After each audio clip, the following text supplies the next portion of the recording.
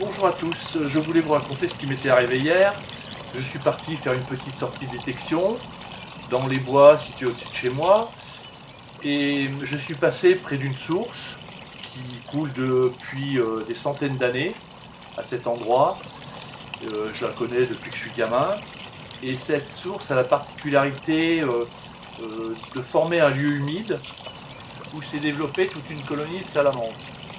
Malheureusement, quand je suis passé hier, j'ai eu la surprise de voir que des chasseurs, pour que les sangliers ou les biches puissent boire plus facilement, avaient installé un captage de cette source. On voit bien le tonneau en plastique, très lisse, et une goulotte qui amène l'eau dans ce tonneau. Là, je l'ai légèrement déplacée, elle coule un peu à côté. Mais le malheur, c'est que ce captage est un véritable piège à salamandres.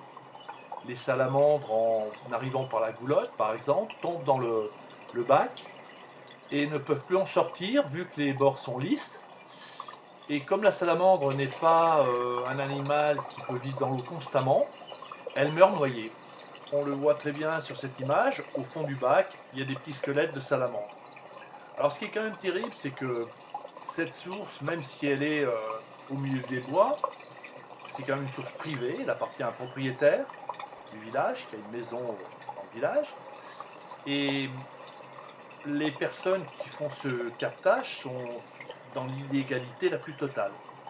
Donc, comme j'avais trouvé en détectant cet ustensile là que vous voyez sur cette image, et que je me dis rien n'est un hasard, je m'en suis servi pour pouvoir percer le tonneau, le vider et l'emmener. Voilà, et une fois ce tonneau enlevé, on voit que déjà le lieu humide se reforme. Là, il ne me reste plus qu'à enlever la goulotte et la source reprend son aspect naturel.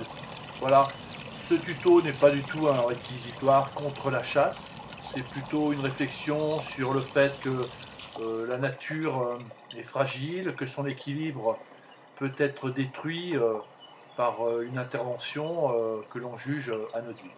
Au revoir et à bientôt.